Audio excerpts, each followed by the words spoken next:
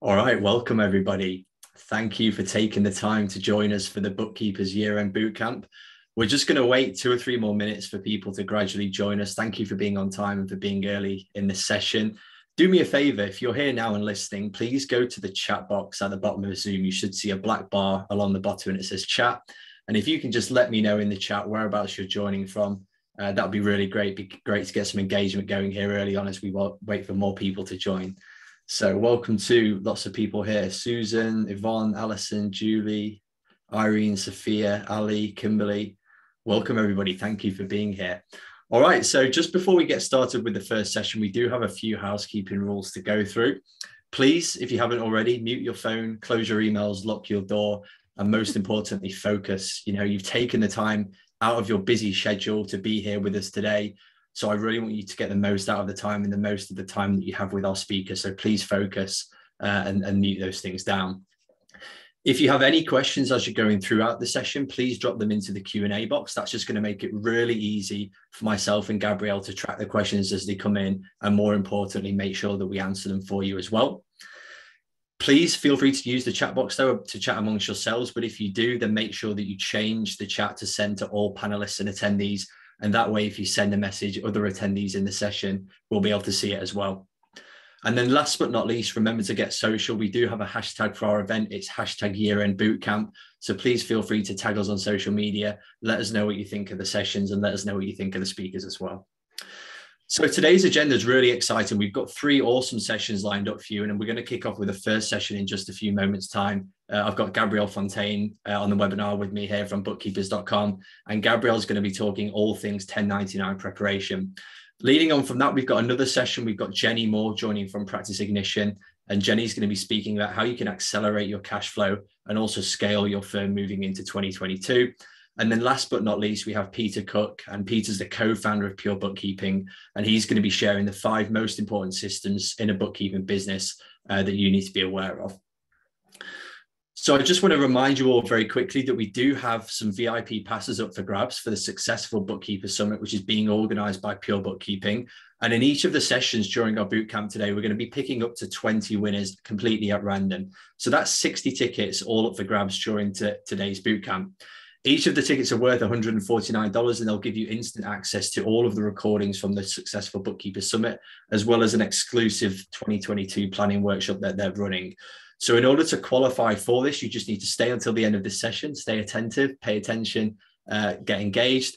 But if you do want some additional entries for more chance of winning one of these VIP passes, then feel free to share a post on social media about the bootcamp and use the hashtag year-end bootcamp, and remember to tag Pixie in the post as well. All right, Gabrielle, I think that's my introduction out of the way. So now I'd like to hand over to Gabrielle Fontaine, who's going to talk to you about how to streamline your 1099 prep for less stress and more profits. Gabrielle, over to you. Okay, excellent. Well, thank you all. And let me share my screen here so that you can see my screen now. Yes, Jordan? Yeah, all good. Okay, excellent. Well, thank you everyone for coming. I know it's a busy time of year.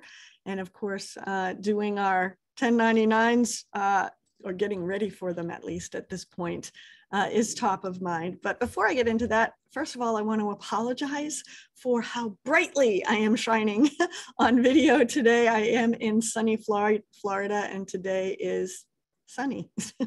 So if you can push that aside if it's distracting, go right ahead, because the content that we're going to cover today is more important on the riveting topic of 1099 preparation. Not something we usually get excited about, but as bookkeepers, and even if in your accounting firm, if you're preparing the 1099s, it is something that we have to pay attention to. And while it's not a difficult topic, there are some twists and turns, as probably part of the reason that you're here for, to find at least some of the updates for this year, because we know last year there were quite a bit changes. So let's jump right into it, because we do have a lot to cover. Our agenda today is to review the parameters of 1099 reporting for 2021. And primarily we are focusing in on the non-employee compensation, because of course, when you think about 1099s, there's a whole slew of all different kinds of 1099s. But what we're focusing in on are the non-employee compensation, and we'll touch a bit on the miscellaneous as well. We're going to do a walkthrough of a recommended recommended workflow, because if you don't have a workflow yet, or a workflow that's not working well for you, we'll give you a nice clean pattern that you can follow to make it a less stressful time of year. We also have some done for you goodies that you're going to get and some best practices. And also how to leverage the compliance task of doing 1099s for additional services in your bookkeeping or accounting practice if you are the one running it.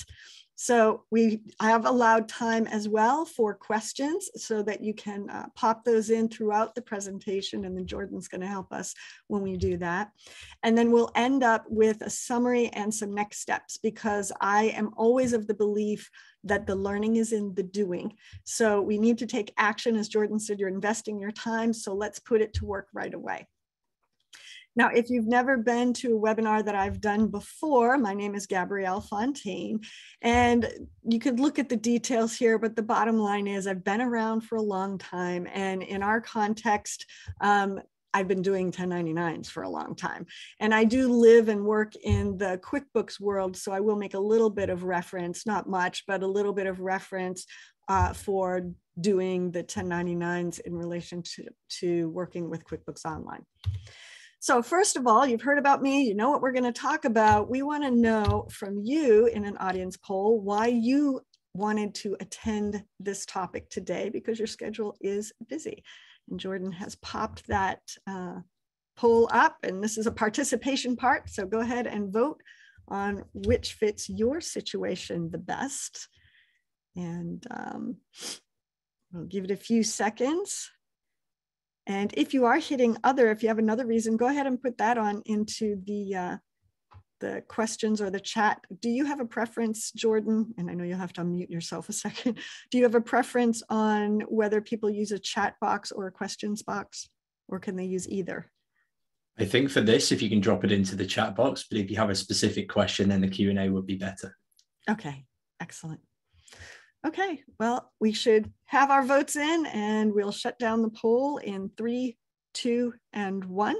If you'll shut that down and then show us the results, that would be awesome.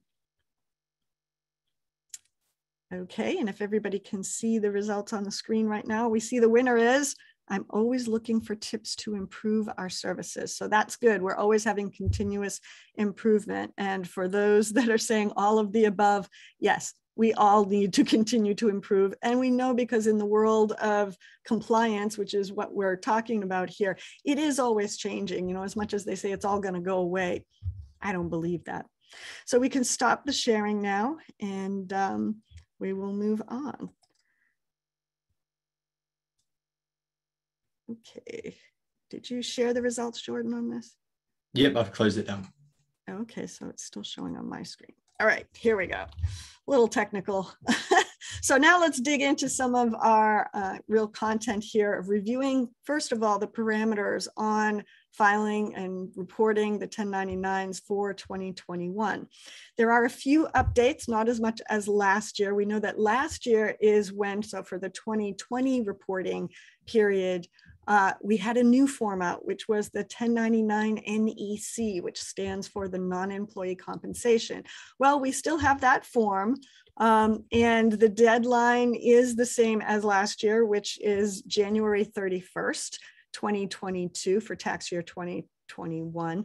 But the thing that, of course, gets us rattled a bit with this one is because the deadline for sending to recipients and the deadline for actually filing with the taxing authorities is the same day. So we have a short period of time of just January to get all of the reporting from 2021 in there. Also, this year, we have a little bit of a difference on the form. They've actually made it smaller. Last year, if you were doing 1099s and you use the new NEC, you would have seen there were several spaces that they were like reserving for future use. They've been doing, IRS just in general has been doing that for several years now, as they've been switching around a lot of the forms. But this year they took away several of them. I think there's only one. I'm going to show it to you shortly. So it's a little more streamlined for us to be using too. And also in the 1099 miscellaneous world, there was a rename as of this year, slight difference. So it's not miscellaneous income on the title of the form, it's miscellaneous information. And that, of course, is primarily because they moved the income portion to the NEC form. The delivery on this is also January 31st, as it is with pretty much all 1099s. But the IRS says that if you're filing by paper, it needs to be filed by February 28th. And if you're sending electronic, you've got until March 31st. So a little bit of breathing room there, just in case. I would think on a practical level, if you had some kind of a rejection, it might give you a little time to fix it before it actually gets filed with the, well, actually that's backwards, because you would get the rejection after filing it with the taxing authority. So if your recipients came back and said something was wrong, it gives you a little bit of breathing room. We don't get that breathing room with the NEC. So then also changes on some of the payment, and this is more technical and specialized. So if you happen to deal with any clients that are in the fishing industry, or you're dealing with consumer goods that are for resale over $5,000, there is some reporting shifting going on starting for 2021. And I'd say see the IRS instructions on that, because most of us are not going to be dealing with that. There is the one with the consumer goods. And again, you'll see it. It could be reported either on the NEC or on the miscellaneous. So that's just to make it so much more black and white. But if that doesn't affect you, don't even worry about it. And if it does, check out the instructions, which we will provide. We are providing lots of goodies for you. And in part of that, we will provide you the links to get the latest information. So here is the newest 1099 NEC, what it looks like. You see it's a smaller, IRS is saying that now you can fit 3 of them to a page if you're filing by paper on an 8.5 by 11 page. But you see there's really only that box 3 that is not really in use. And pretty much all you need to do is fill in the recipient information, the payer information, any compensation is going to be going into box 1. And then if you have any withholding for the IRS and or for the states, you would put that in. In most cases, you're not doing any withholding unless there's backup withholding situation. And then that box 2 checkbox, that's the one that is a change with the fishing and with the, actually this one, it says the 5,000 that is for resale. Only bother with that if you have a client that has that specific situation. So what amounts, here's the crux of it that we usually start the flurry of comments on, is what are the amounts that actually should be reported on the 1099 NEC? And most of us know from the beginning here that it's the amounts that are paid to vendors for services rendered. Usually we say they're the independent contractors. That is the vast majority of it. For these vendors who are not filing as a corporation. So in other words, we are not filing 1099s for S Corps or C Corps. Okay, and we'll talk a little more about that. So we're coming in on sole proprietors, freelancers, and it could be LLCs, and we'll talk a little more about that in a minute. That an LLC could file as a single member business, so a sole proprietorship on a Schedule C, or it could be multi-member and therefore be a regular partnership, or it could actually file their taxes as an S Corp, make the S Corp election. So the key here is that we do need to get the W-9s from them, because just seeing a vendor that's an LLC, we can't make any assumptions. And it could even be that we could assume, oh, well, they have lots of employees. Can't make that assumption. We need to get a W-9 to know what their tax filing status is truly from them. So just a point, because we know the W-9s are often where it's the most difficult to get the information that we need in order to actually file the forms. Also, they have to be paid $600 or more via cash, check, or bank-to-bank transfer. That's it. No other payments will go onto a 1099 NEC. That's the only amount that will go into box 1, the total of that. Over $600 or more is what it is. And the only exception here that, again, I will refer you to the instructions, is to remember that attorneys and law firms have a different qualification. All of money that is paid for legal services is reported on a 1099 NEC, regardless of whether they are corporate or not. IRS keeps close tabs on to attorneys, but we'll hold that thought because there is a little bit of a difference. Just to give you the general guidelines, again, if you are filing 1099s for your clients who paid money to attorneys, then you will want to take a look at the instructions to make sure you have it straight. But I'm going to give you the basics because I do 1099s and including with attorneys. So I'm familiar with what is included and what's not. So what you need to know is money that is paid for legal services is reported on a 1099 NEC Box 1. So what amounts are not reported on the 1099 NEC? Well, that's any amount that is paid to an independent contractor or a sole proprietor, freelancer, lawyer, that is via credit or debit card or any third-party network, such as, and the IRS does mention PayPal, but they don't mention any of the others.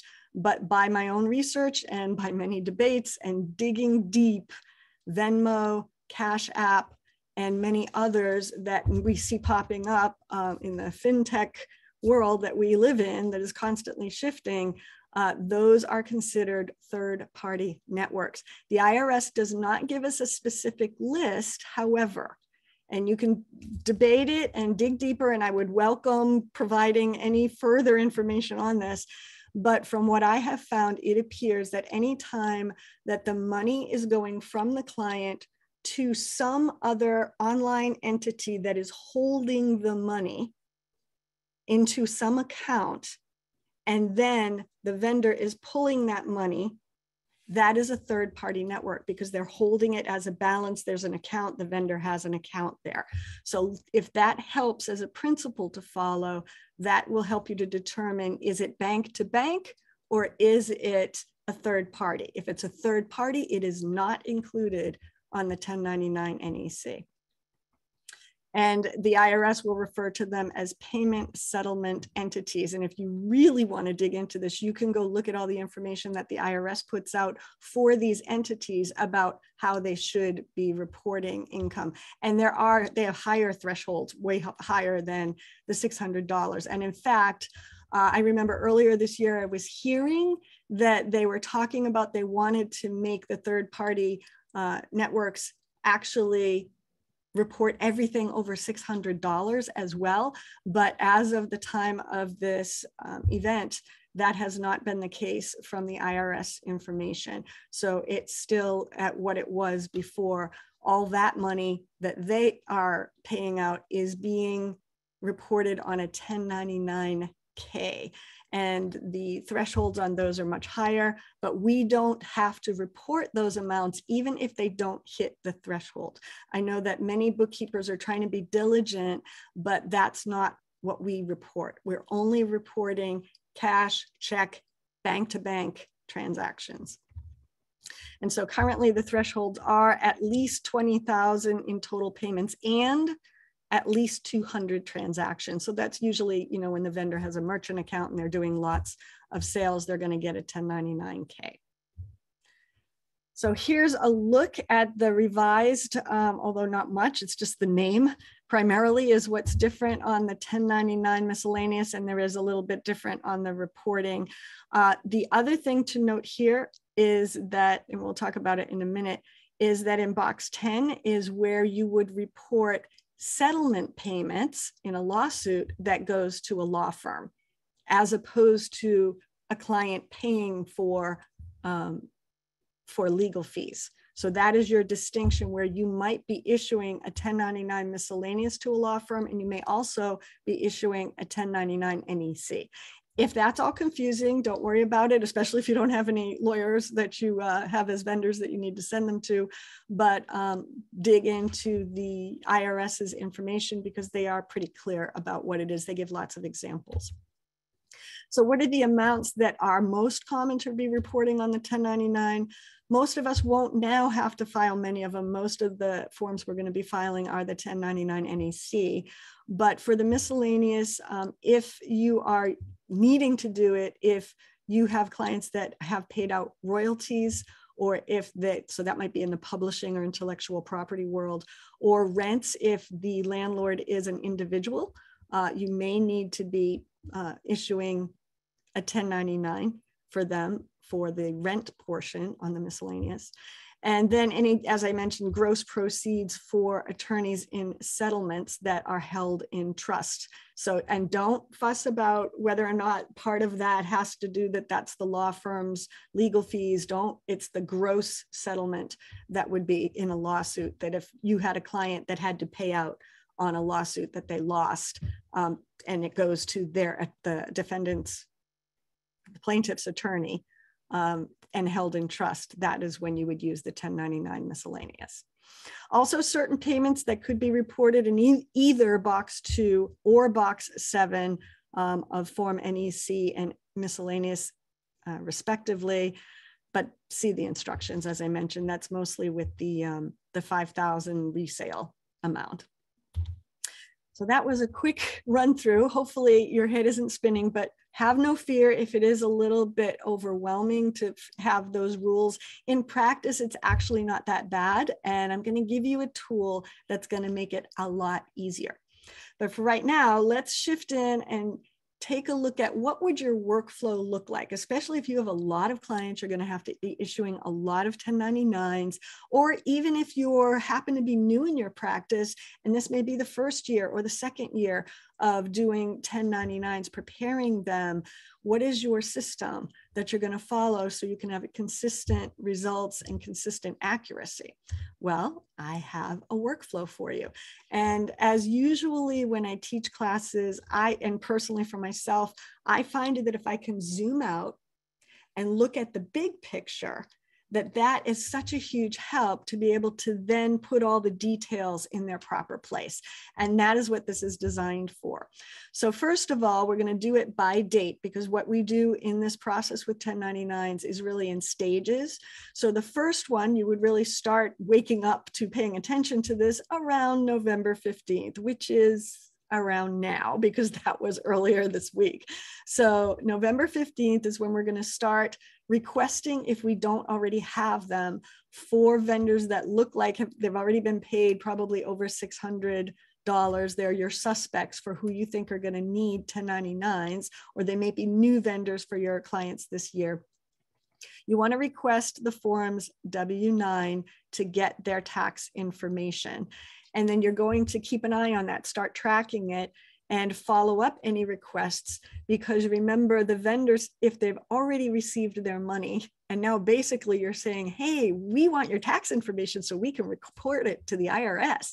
They're not especially motivated to want to give you that information, especially if you're dealing with freelancers. So you may need to nudge them a bit on that.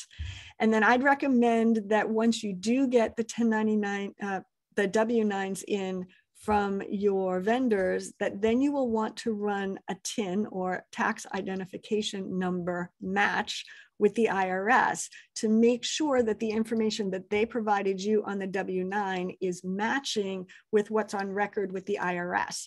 Because if you don't do that, what can happen is you're now in January in that screaming time to trying to slam them all out the door, and you get them all filed, and then you get a bunch of rejections, and you're going to have to go back and fix them. And that doesn't look good to you if you're in public practice with your clients, because it looks like you made a mistake, whereas you didn't, but they don't understand that. And it ends up costing your client more if you're charging them to do the fixing. And so it's just better to solve problems before they happen. So I do recommend you do the TIN matching on the W-9s that you get from your vendors. And then once you've done that, so you've got a good month and a half-ish to make sure that you get all your W-9s, then once the year has ended on January 2nd, you're going to want to start making sure that if any of those W-9s still haven't come in, or if they were incomplete, not filed in, filled in correctly, go back and notify them, make sure you need that, because the filing has to be done by the end, no later than the end of the month. Also, now that all the transactions as of December 31st for 2021 has been completed, you want to make sure that the books have been completed. All the transactions are on the books and properly categorized so that you can now get a picture on who actually is going to need the 1099s, both the miscellaneous and the NEC. And so then the next step, once all the transactions are on the books and posted, you want to be calculating the payments, the actual payment amounts that need to be reported on the 1099s.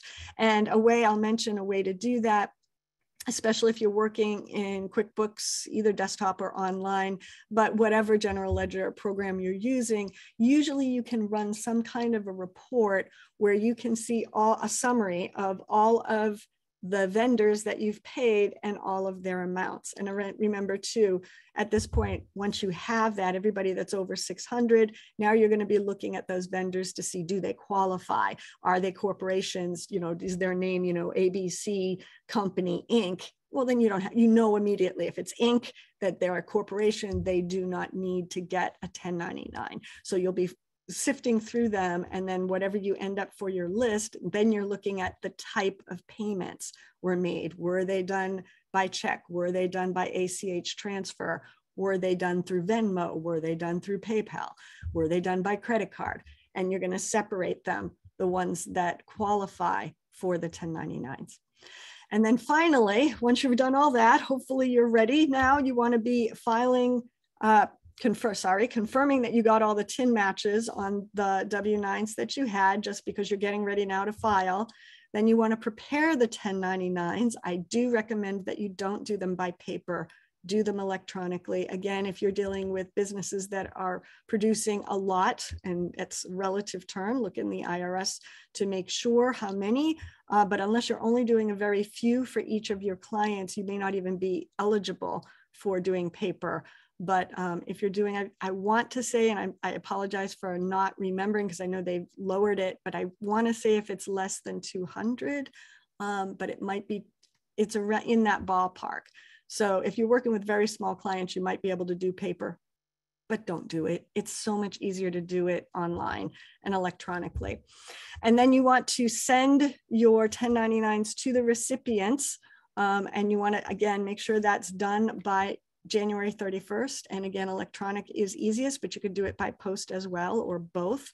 And then you want to file it with the taxing authorities, both state and federal, to electronically. Again, many of the states, when you file electronically for federal, they will take the federal and you won't have to do it separately. But some states, you have to have it separately. Again, using the online software makes that a whole lot easier because they usually take care of that for you and they'll track it. So then February 1st onward is when we're going to be saving the copies of the composite copy for our clients of what was filed, their proof that it was actually filed. And then you'll also be following up to make sure it gets accepted. Now, the acceptance can happen within a few hours when you're filing electronically, or it could conceivably take a few weeks, but you do have to wait for the acceptance to know whether or not you're going to have any rejections from the IRS and then have to fix them. And then save copies of the acceptance, your proof of acceptance as well, along with that payer copy, so that then now the record is complete for your clients. They don't have to worry. And again, just as a reminder, if you have clients who feel like, this doesn't matter, I don't care if we file 1099s or not, it's just information. IRS is, how are they going to know? Well, they are cracking down more and more, and there are penalties. So let your clients know that you're taking good care of them to make sure that nothing comes back to bite them later, and you're keeping the records nice and clean for them. We'll talk a little bit more about that later. So now that you've seen our workflow, and you see it was pretty granular, but it's a way that you can keep track, especially if you have a lot of clients and they're all at different stages. That way you're able to see where they are in the process. But we want to ask you on our next poll, what are you using to track your 1099s workflow when you're doing the preparation? How do you keep your sanity knowing where everybody is and make sure nobody gets left behind. And everybody's voting pretty quickly this time, which is great. And I'll wait a second or two more. And then I guess we can close it down. You guys voted pretty darn quick. So let's close down the poll in 3, 2, and 1. And then let's share the results so that everybody can see it. And I guess the winner, although not by a mile, is spreadsheets. So, hey, we're bookkeepers and accountants. We love spreadsheets, right? It seems like the easiest way to track. It is a way that we can use for sure. It's quite manual and a little more open, I suppose, to some mistakes, but it works. We have a few still doing it by paper, and some task managers. Good, glad to see that the tech is being used. And we have no tracking method are others. And my heart goes out to you because, and we have a fair number here that are doing it with no method. Well, I hope that what you've seen so far is a help already to you, because that's when you wake up in the middle of the night going, oh my God, did I do that one? So we'd want to take that stress away from you. So thank you for your participation in that. And let me close this off of my screen so that I can go forward here. All right, so now we know that we all have a different level of how we're tracking it. I've got some good news for you.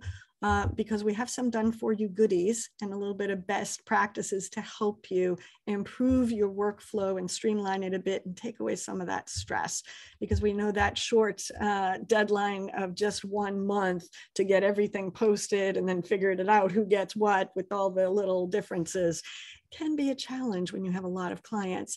So first of all, simply, we're going to give you a copy of this workflow so that you have this as a visual reference, and that you can build, even if you're using a spreadsheet, you can build your different stages to be able to track so that you know where everybody is. So I figured sometimes simple is the easiest. And if you're not using any system, hopefully this will be a good, simple way this year that you can start using right away. Also, to take away a lot of that confusion, I have created a decision tree. And if you've done taxes and worked with IRS documents at any time, you know a lot of times with their information, they will create a decision tree, and they're great because you can just go through it and you end up in the place that gives you the answer. Well, that's what this does too. It helps you to sort through when you run that list of all the vendors and what they have been paid, that then you see, okay, this is how you can sort them. The only thing that this decision tree does not take into account, and again, I'm going to refer you back, is the attorneys, because if attorneys are corporations, they will still get the reporting. But for a vast majority of everybody else, this is going to solve the issue of overthinking it and help you if you have a team so that they can make the decisions quickly too. So hopefully that's a help. And then finally, we have a resource reference sheet for you that's going to give you links to the latest information on the IRS, also some recommended software and other information that can help you ease your 1099 season. And in case you're saying, well, wait a minute, how do I get all these? Within 24 hours, you're going to get with a follow-up email with the replay of this webinar. You're also going to get all of these downloadable tools that you can use and take a deep breath and know that you've got this for 1099s this year. So here are a few tips and best practices. As I already said, don't overthink this. Sometimes we get tangled up in the details. Zoom back out and realize what we are doing is that we are serving our clients to make sure that they are doing the reporting that they are responsible for. Do not worry about the vendors and whether or not they're reporting all of their taxable income. They're not your clients. Your client is responsible to report what is going on the 1099 NEC and possibly in miscellaneous. That's it. You don't have to worry about whether or not the vendor's getting a 1099K. So I know the things that we can start worrying about. Also rely on the information from the IRS first as your source of truth. Now you're listening to me right now and getting some tips, but if you have questions, don't go by, well, I heard, or this one said, because I see that a lot in like Facebook groups where people are giving advice and they're giving wrong advice. I've seen CPAs say that to bookkeepers that, yes, you have to report all income in any way on that 1099 NEC. And if you do that, that means income will be double reported. Your vendor will have problems with the IRS and you will have egg on your face. So please go to the IRS and get absolutely clear looking on their information first if you have any questions from what you've heard from others. Also, you want to start early so that you can save stress. So you're here in this session. That's kudos to you, because right now is the time that we really want to start paying attention to this.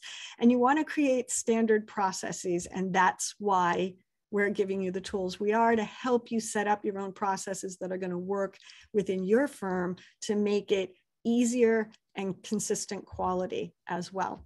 And then you want to train your team and your clients to anticipate this information, because especially your clients may not be paying attention or thinking about this, but we want to start getting them in the habit of anytime you see a new vendor or your team member sees a new vendor pop onto a client's books, to ask for the W-9 at that point. It is much easier so that you're doing it throughout the year.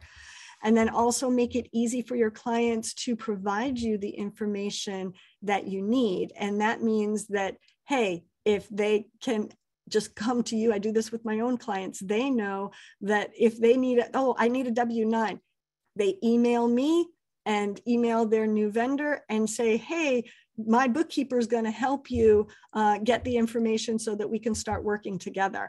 And I train my clients to do that so that then I'm going to request the W-9, get the information that is needed. The client doesn't even have to worry about it. Makes it easy for them so that they know that they're covered and doing what they're supposed to do without a lot of effort or needing to remember to do things other than, hey, Gabrielle, help me out. So then it works. So now our last section of learning, I would say here, that doesn't seem like it really fits with 1099s, because 1099s are like totally compliance. How in the world can we leverage that for growing our practice, getting premium fees? Well, we can do this in all of the compliance work that we do, which is never going to go away. It can be a gateway to going to the more premium advisory level services. But first, we need to remember, why is it that our clients hire us in the first place? I don't know if you've ever asked your clients that. I've asked mine, and not a few of them have said, to keep me out of jail. They know that they need to keep track of their books. They know there are certain things they have to do by law. They don't want to do that kind of administrative work, but they know that they need it. And if they're entrepreneurial, they also want the numbers so that they can manage their business better. But that pretty much is the biggest reason. Clients come to us because they have to. They have to file taxes. They have to keep a set of books. So they have to file 1099s. So remember that that is their mindset. It's a necessary evil to them to work with us. They don't want to deal with this stuff. However, now we stop and think, well, what do they care about? They care about cash flow. We can help them with that. They care about increasing their profits.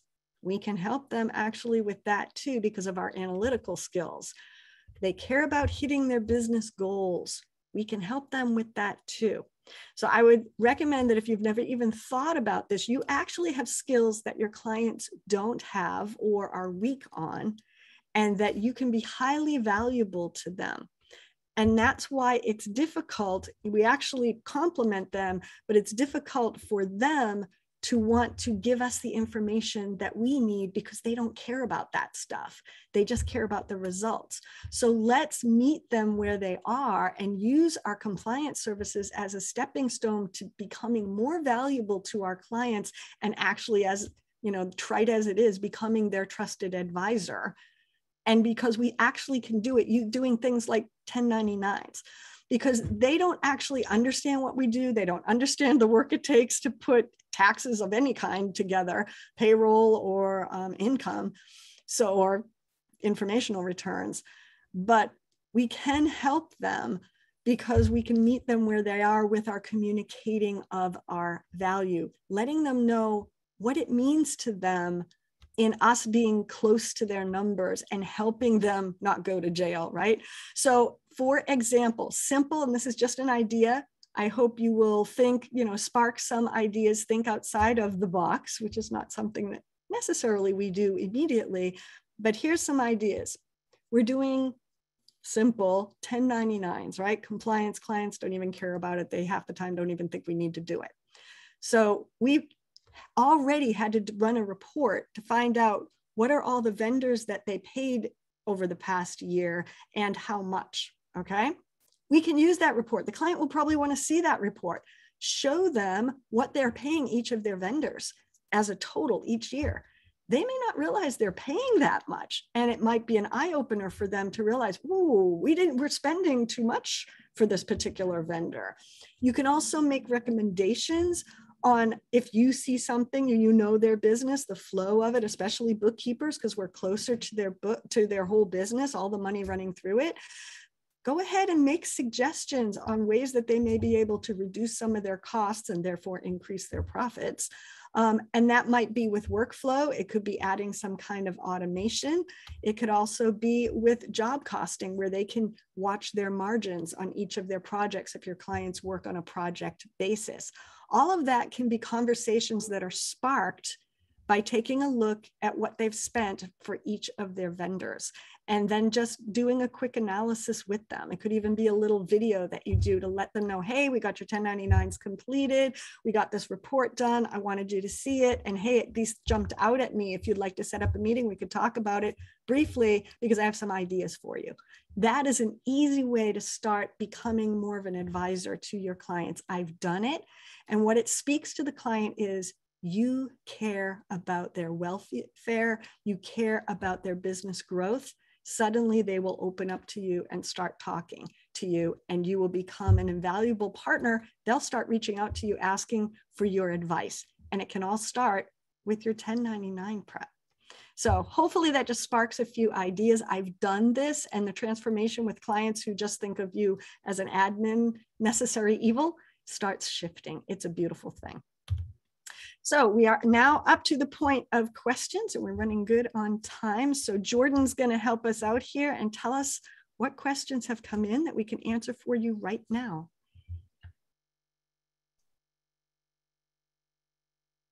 Thanks, Gabrielle. Cool. All right. Yeah, loads of questions. I don't know where to start with all of these, to be honest. So let me go to the top. First question, is this applicable in Canada? Maybe in principle, but I don't know the Canadian tax laws, so I can't really help you on that. I'd just say, same as I say the source of truth is the IRS in the US, go to the taxing authority, the federal taxing authority in Canada, and see if it's similar, to then translate maybe the workflow in similar timing. But sorry, I don't know Canadian tax laws. It looks like there's somebody in the chat that's sharing some information here. So thank you very much for that, Irene. Thank you. Question from Amy, is the IRS copy of 1099 NEC also the 28th of February or the 31st of January? No, it's the 1099 NEC for 2021 is the one that needs to be filed on January 31st, both to the IRS and sending to the recipients. That's the crunch part of it. We don't get any leeway, whereas those dates do apply to the miscellaneous, the 1099 miscellaneous, but not to the NEC. NEC, everything must be done January 31st or earlier. Great. Question from Vicky. If they're an S Corp, do they need a 1099? If they're an actual S Corp, no, they do not. Perfect. Got a couple of questions around payments here. So what about people using things like Cash App or PayPal type transactions to pay? I think we covered this earlier. Yep, those are third-party transactions. So you don't have to worry. They will get, if they qualify, they'll get a 1099K. If they don't qualify, not your problem. It is falls under the reporting by the third-party apps. Perfect. Kimberly is asking, attorneys have moved to NEC versus miscellaneous? Question mark. It depends on what kind of payments the attorneys are receiving. If they are receiving for legal services, that's on the NEC box 1. If it is, they're receiving money from a settlement that goes into trust, and that may include some of their fees, that goes onto the 1099 miscellaneous box 10. Perfect. Would the direct deposit for vendors in QBO payroll be considered bank to bank? If it's the ACH transfer, it's bank to bank. Great. Okay. Can you give some more insight on attorneys receiving settlements on behalf of their clients and then dispersing funds out to their client? Right. The IRS on the settlement fees, they realize that that's not income to the law firm. They're just looking at the flow of money. So, and I deal with this. So fortunately, I can speak to it. I deal with some attorneys that are defense lawyers. So they end up receiving, let's say, $100,000 for the settlement. They go put that in their trust. So if the ones who paid the $100,000 will do a 1099 miscellaneous to that law firm to say, yes, we paid settlement of $100,000. Now that law firm says, hey, we're taking, whatever the percentage is, 50% of that. So 50,000 of that is our legal fee. The client that had to pay the 100,000, they don't know how much the law firm charged. So they do not need to file the 1099 NEC. That is not that client's responsibility. Hopefully that makes it clarified, but if it's a settlement and a piece of it, you don't have to worry about that piece because the client's paying just the settlement amount. That's what gets reported on the 1099 miscellaneous. I do recommend go get that information in the IRS because they give you several scenarios, so it'll help clarify it, but that's how it works. Perfect. All right. There's a couple of questions in the chat around pricing. How do you price for this kind of service? Do you charge extra for 1099 prep? And if so, how much? Yeah, generally I do charge separately, but like the way pricing is whatever your client will pay. But in general, I recommend a flat fee for 1099s because it's very quantifiable. I mean, you don't really get scope creep with 1099s, even if you have to chase for the W-9s, just include that in your fee. So I usually charge a flat fee for it every year. And then any fees, because I file online and there are some fees with the online services, they're modest, but then I add those as reimbursable expenses on my bill to the client for the fees. So yeah, I wouldn't recommend billing. If you're doing payroll, you might want to bundle that into your whole payroll fees, but otherwise, or even if you're doing tax return preparation, you may want to include the 1099 with that. So it's a larger, somewhat related type service that you're providing, but I don't do tax return preparation anymore. I used to many years ago, and I don't do payroll. So that's why the 1099 for me is a separate charge. It's really up to you, but I do recommend flat fee. I wouldn't charge hourly for 1099s. Okay. We've got a couple of questions here about how and where do you do the tin matching? I can see that Angelica has shared a link in the chat. Angelica, you've sent that currently just to myself and Gabrielle. If you can change who you're sending the chat to from hosts and panelists to everybody and share that same link to the IRS website, that'd be really helpful. But Gabrielle, any kind of advice here about where to do that? Yeah, I do give it in the resource sheet that you're going to get. It recommends 2 different online 1099 preparation apps. I do recommend those over the QuickBooks that does it. QuickBooks is a pain in the neck, in my opinion. Maybe you use it and love it, and that's great if you do, but in my opinion, it's a pain in the butt to use QuickBooks Online for your 1099 reporting. I prefer to use myself Tax 1099, and Tax 1099 does the W-9 request, but they will also do tin matching. And it's like $1 to get the tin match. I prefer that. Another one that is available that is very comparable is Track 1099. It's actually the more popular, I think, of the 2. And they do not give the tin matching, but they do give you directions and a link to the IRS website on how to do it. So either way, you can either do it yourself with the IRS for no fee, or you could do it with something like 1099 Tax, who does offer that for a very modest fee. Great. Had a question here. Is the workflow already built out for Pixie? What a great question. Yes, we do have a Pixie workflow that is built out that, again, Jordan can mention that too, but that'll be included with the resources that you get in the follow-up email, that if you have a Pixie subscription or you're interested in trying it, because Pixie is practice management, it's the one I use, it centers around workflows, and we have a defined workflow template for doing the 1099s for 2021. That you can use and get a hold of. So, and you can try a 30-day trial if you want to just try it and see if you like it or not, with no obligation. Perfect. We've got 10 minutes left and 26 questions to go through, so I'm going to try and fly through these. Well, we do need a few minutes for the wrap up, but yeah, definitely. That's fine. Is Zelle payments bank to bank and therefore reportable on the NEC? My question to you, I know Zelle is normally done personal to personal. So often if your client is a business, they can't receive the Zelle money to their, or well, it's the other way around, right? So if they're paying by Zelle, they usually can't be paying with a business account. So they might be mixing business and personal there. But so I'm just saying that, and again, research it for sure, because I don't my clients don't deal with so much with Zelle, although I've seen some have trouble because it's supposed to be personal to personal. But my question to you, and this is the guiding principle for Zelle or any other money transfer method that you have in mind, because there's more and more, they're like bunnies, they're proliferating.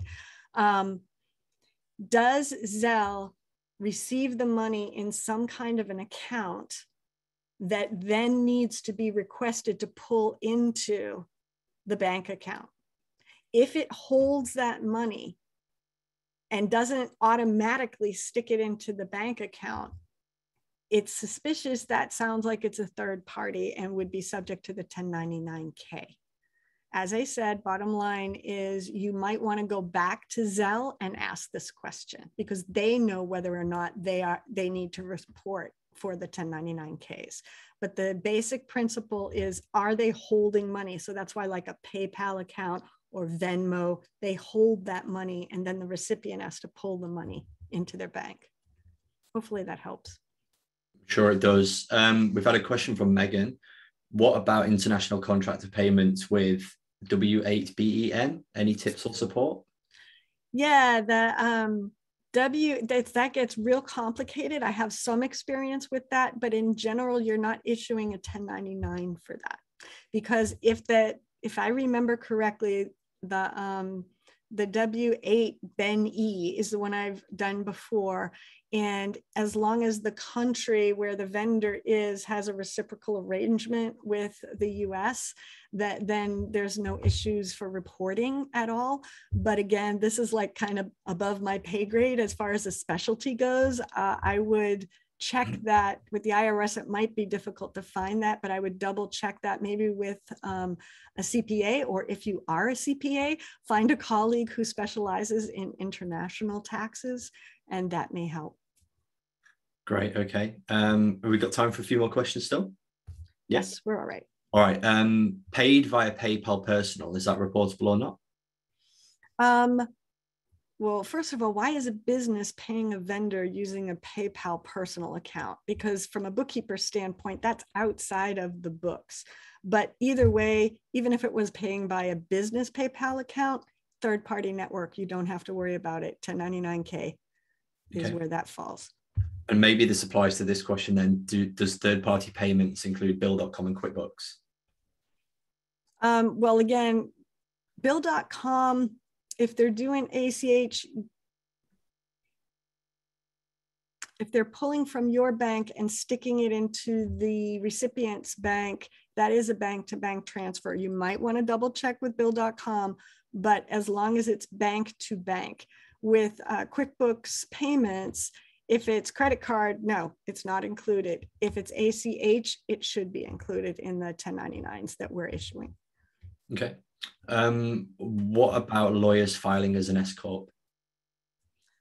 You still have to report it because they're lawyers. But again, go ahead, double check it on the IRS, but lawyers don't get the exemption that others do get. Sure. Exemption might not be the right word, but you know what I mean. A question from Maida. What is the difference between a regular 1099 and the NEC 1099 form? Well, there is no form that is 1099 nothing. There's a lot of 1099s. A 1099B has to do with just trading of stocks, stocks that were sold. There's 1099 INT for interest. So there's all kinds of 1099s. The 1099 that we're talking about, that we as bookkeepers need to prepare and get sent out to recipients on behalf of our clients for money that was paid for services, is 1099 NEC, non-employee compensation, and 1099 miscellaneous, which is for other things such as rent, royalties, and could be attorney payments. Interesting question here. What tips do you have for following up with vendors when they don't respond, or do we leave that to the client? Yeah, I usually have the rule of 3, that I will contact them first electronically. Hopefully they respond. Second time is a nudge reminder. Third time, I'm picking up the phone with the client's permission to contact their vendor to try to get that information. Sometimes it's just they're busy and they're not paying attention. Again, it's, administrative. But if they refuse, and this happens once in a great while, that there is a vendor that says, I'm not giving you that information. I, don't want this, and no. You can still file, keep your client in compliance. You can still file the 1099 with their name and address. You don't probably have their TIN number, but then you can check it and let them know that they refused to provide their tax information, and you have documentation that you have tried to obtain it. And what will happen is now the IRS will go after that vendor, and then they can be subject to withholding tax, which they're not going to like. But you do have to let your client know about all that. Don't just do it, because it could cause some friction between your client and their vendor. So just so you know, but those are the rules. You can file the 1099 and mark it that the vendor refused to provide the information. That's a last resort though. Great. And I can see we've got Kay in the chat there who's sharing their approach to how they also handle this. We're going to have to wrap up very shortly. I can just see one or two more questions. We are going to be sending out a copy of the slides afterwards, as well as all of the resources that Gabriella shared. I can see that somebody's been asking if we'll also save a copy of the chat file, because there's been a lot of debate in the chat and some really useful suggestions from people. So on our side, we'll do our best to save the chat and make it available to you afterwards when we send the rest of the follow-up. But for now, if people have still got unanswered questions, Gabrielle, what's the best thing for them to do? Well, in the follow-up, when they get that email with all those goodies in it, in the resource sheet, I'm providing you with my email address. If you still have questions, you can email me and let me know, and I will get back to you the best I can. Perfect. All right. Thank you very much. I'll hand over to you for a very quick wrap up then. Yes, we'll do our quick wrap up, because we like to just bring it all full circle here. Is your action plan. You've spent this time, you've participated, so thank you very much for that. Is that you want to review your clients' payments and get your W-9s starting now, because you don't want to be down to the wire and find out you don't have them. Also implement the provided workflow in your practice. If you want to start standardizing your systems, if you haven't done so already, you can of course customize it as needed, or if you're going to use the Pixie one, that's great. It's also very customizable. You can tweak it to exactly what works for your firm. Then look for opportunities to help your client on an advisory level as well. And remember, it doesn't have to be a lot, just something small that's a real help for the client and communicates that you are there to support them and of high value to them. And that could be workflows and systems, cash flow, and profitability forecasting. They care about those things. Also, you want to consider using, and we didn't mention this much earlier, but when you're sending out those W-9s, if you're doing them by email, with PDF documents, you don't know what you're getting back. There could be social security numbers. You do not want to be requesting those by email. You want to use a client portal that is secure. And of course, I'm going to say that Pixie has one, because they do. I can request that. Or if you're using the online programs where you're electronically requesting it, that is all secure as well. So to continue your journey of learning, if you enjoyed this session together, and if you'd like to continue learning in sessions like this, you will then love Bookkeeper Lab Monthly, of which is a vibrant community where we get training, we get live twice a month webinars where we can discuss not just compliance issues such as this, but how to grow your practice and level it up as well. So there's the link to that. And you will also get that link. Don't have to worry about scribbling it down real quick. It's in the resource sheet that you'll get as well. And with that, that's a wrap, and we're right on time. Thank you very much, Gabrielle. Bang on the hour. Well done. Thank you very much to Gabrielle. If we could all just say a big thank you, really appreciate your time and your insights that you shared with us there. I can see lots of thank yous. Thank you to everyone that's taken the time to join us. I really appreciate you giving up time in what is a very busy period for you, and look forward to seeing you in the next session starting in 30 minutes time with Jenny Moore from Practice Ignition. Bye for now. Thank you. Bye.